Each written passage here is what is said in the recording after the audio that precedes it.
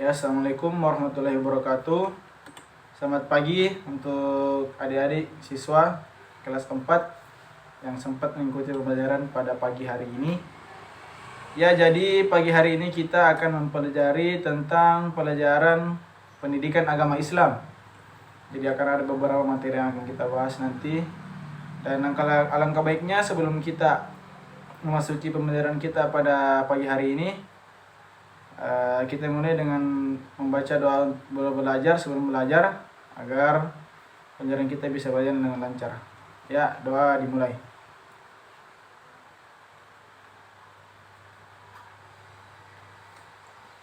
Ya, selesai. Amin. Ya, jadi langsung saja kita memasuki materi kita pada hari ini.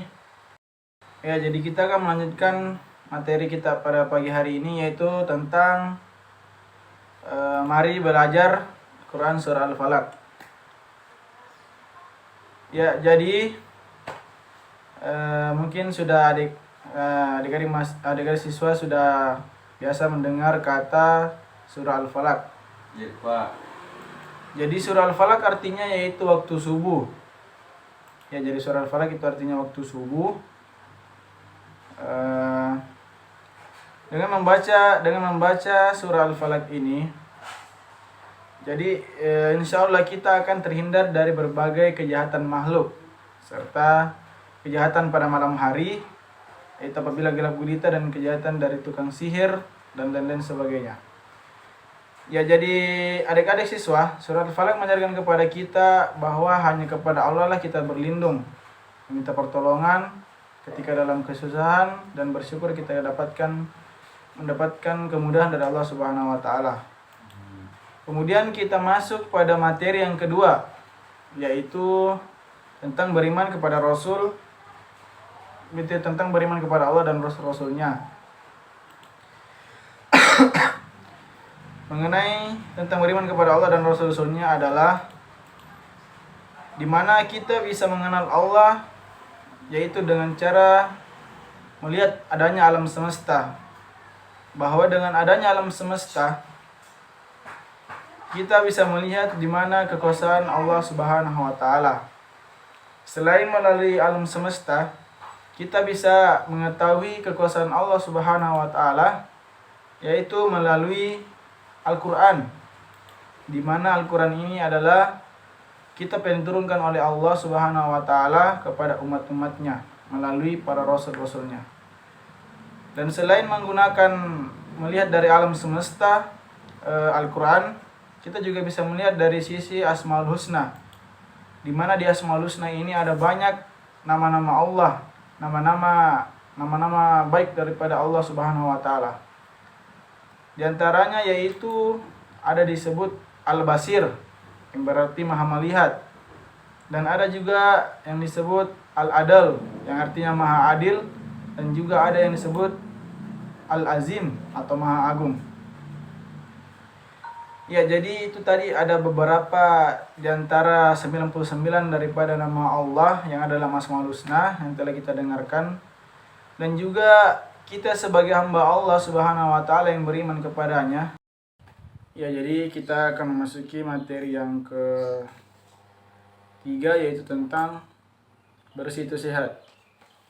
Jadi bersih artinya bebas dari kotoran, yaitu seperti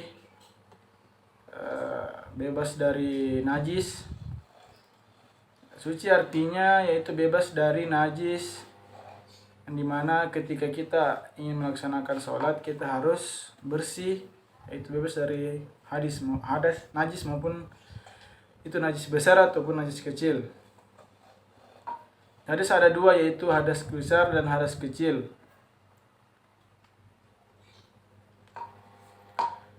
Ya, jadi menghilangkan hadas atau najis yaitu dengan cara dicuci dengan air bersih. Kedua, kemudian melakukan wudhu. Setelah kita melakukan membersihkan dengan air dan melakukan dengan wudhu, contohnya yaitu hadas besar. Misalnya seperti mimpi basah bagi yang laki-laki, kemudian haid bagi yang perempuan. Dimana ketika kita sudah mengalami yang namanya mimpi basah atau haid, maka kita diwajibkan untuk mandi wajib agar menghilangkan hadas besar sehingga sholat kita bisa diterima kembali.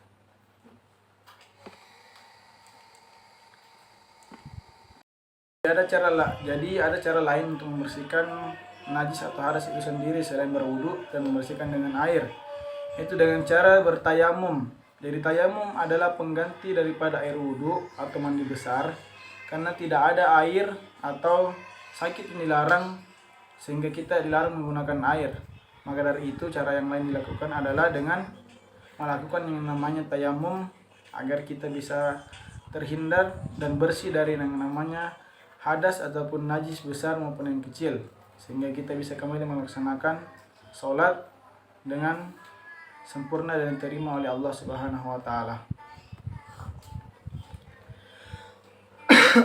Ya, jadi untuk adik-adik siswa, dari ketiga materi ini kita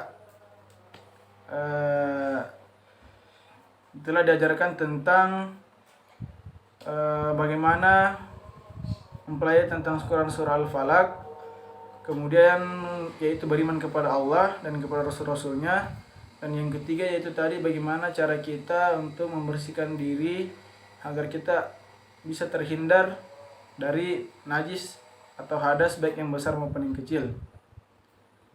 Ya, jadi adik-adik sekalian, mungkin hanya itu materi kita pada hari ini. Semoga apa yang kita dengarkan pada hari ini bisa terekam di dalam benak kita, benak adik-adik sekalian,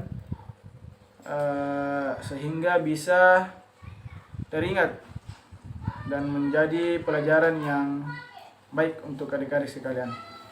Ya, jadi mungkin cukup untuk hari ini. Sebelum kita menutup pembelajaran kita pada pagi hari ini, karena kita membaca Alhamdulillahirabbil alamin. Sekian, assalamualaikum warahmatullahi wabarakatuh.